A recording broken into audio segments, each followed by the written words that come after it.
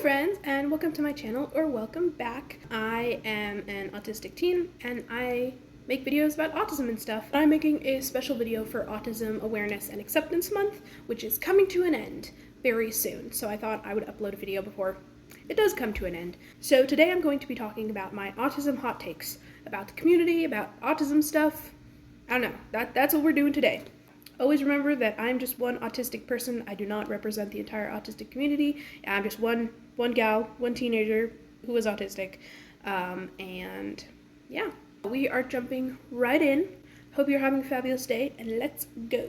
Starting off first is parents and caregivers of autistic individuals deserve a space in the community. A lot of times people do not like that there are a lot of voices of parents, specifically mothers of autistic people, who have a lot of opinions and talk a lot. People don't really like that, but I think people who are caregiving or helping out autistic people do deserve a place in the community. They don't deserve to dictate it and tell autistic individuals what's correct or not correct based on their own experiences if they're not autistic themselves, but they do deserve a space in the community for support, and I feel like we should be more open to talking to them about it without aggression, or just being more polite also in general to caregivers and parents of autistic people in the community. Number 2 is self-diagnosis is valid. This is a very controversial one because people oftentimes feel like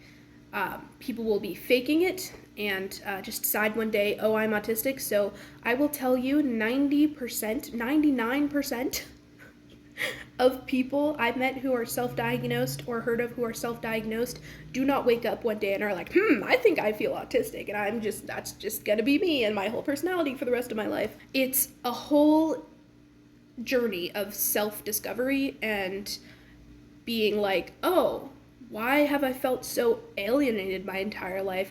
Why have I felt like I don't person well? Like I don't do the people thing very well. Why does nothing make sense? And then they do research and then they figure out, oh wait, this is why all these all the puzzle pieces come together, you know?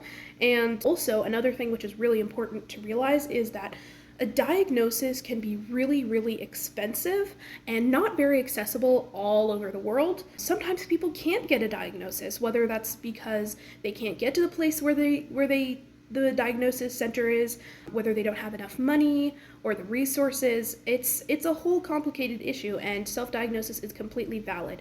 However, if you are self-diagnosing and you are mocking autistic people, that's not cool. But I will tell you, I think I've only heard of one person who's done that before. The majority of self-diagnosed people are not like that, and self-diagnosis is valid. Another one is that person first language, as in autistic person versus person with autism, doesn't really matter that much. As long as you don't tell me how I should refer to myself as, and as long as you don't tell other autistic people how they should refer to themselves as, it doesn't really matter. The next thing is that autism isn't an excuse for bad behavior. Now, a lot of times autistic people will get frustrated with autistic people for one reason or another, over behaviors that they cannot help or things that they've been working on but haven't accomplished yet. Like, for instance, if an autistic person is working on, let's say, giving compliments, and they give you a compliment that might not be taken very well by an autistic person, the autistic person should be understanding. It's not an excuse for them making them feel bad, but people should be understanding and forgiving. That being said, if I ever make someone feel sad, I don't say, oh, well, I'm autistic, so get over it. I say I'm sorry, and I'm working on it. So, yeah, if you make someone sad, just make sure to communicate. Communication is key for most things. So the next thing is that, okay, so this one's kind of controversial, I will say, that you cannot have an opinion on ABA or different types of autism therapies unless you've been through them.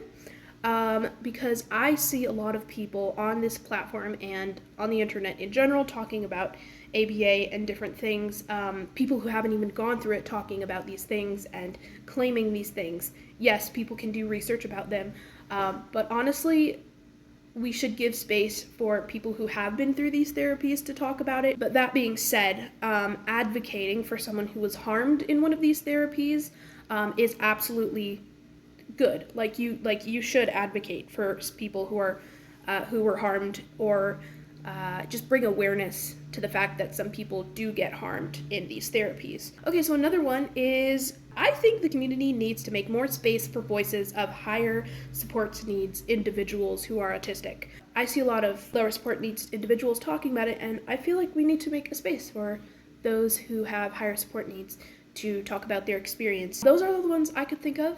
Leave in the comments below if you have any questions or any comments or anything. I am very open to also video requests if you want me to make a specific video or talk about a specific topic. But yeah, have a lovely day, people. Mwah.